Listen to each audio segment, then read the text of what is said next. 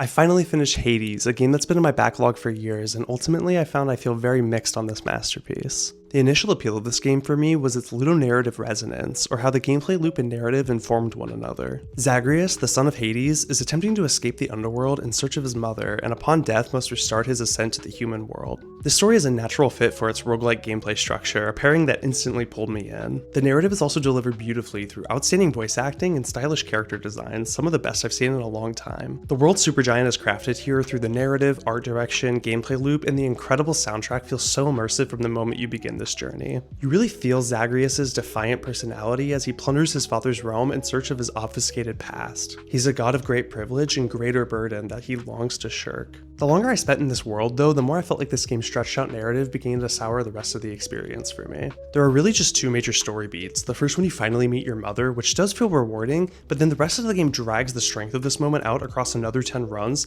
to reach its rather simple conclusion, the reunification of your family. You'll spend 45 minutes white-knuckling your way out of hell just to have a 3-line conversation with your mother that barely moves the plot along, and then the game asks you to do it all over again. After about the 3rd or 4th run of this, I began asking myself why I was even playing if the story wasn't meaningfully progressing toward a conclusion that I felt respected my time and work. And this is where the gameplay began to show its cracks for me, because even if the story wasn't hitting, I would hope the gameplay would still make my time in this world feel well spent. These last 10 runs leading to the conclusion are meant to encourage replayability with different weapons and boons, but neither radically changed my playstyle enough to really feel like each run had its own identity, despite using different combinations with every attempt. And in a roguelike, I think it's really important that each run tells its own story. I think the level design also lacks narrative agency in the latter half of the game. I think a really important comparison point in this regard is Absolem, one of my favorite games of last year that now, having played Hades, I can tell is so clearly inspired by it. In Absolem, beyond deciding which upgrades you'll choose after each fight, you're also choosing which areas of the map you want to explore, each with their own quest lines, enemy types, and artistic styles that make each run feel very distinct. Whereas in Hades, you're always playing through the same 4 levels in the same order, and the only narrative agency that exists in the gameplay is the occasional meeting with the one story character attached to each realm of hell. Combining this lack of agency with my waning interest in the gameplay made my last 5 runs feel like bitter work to reach a conclusion that to me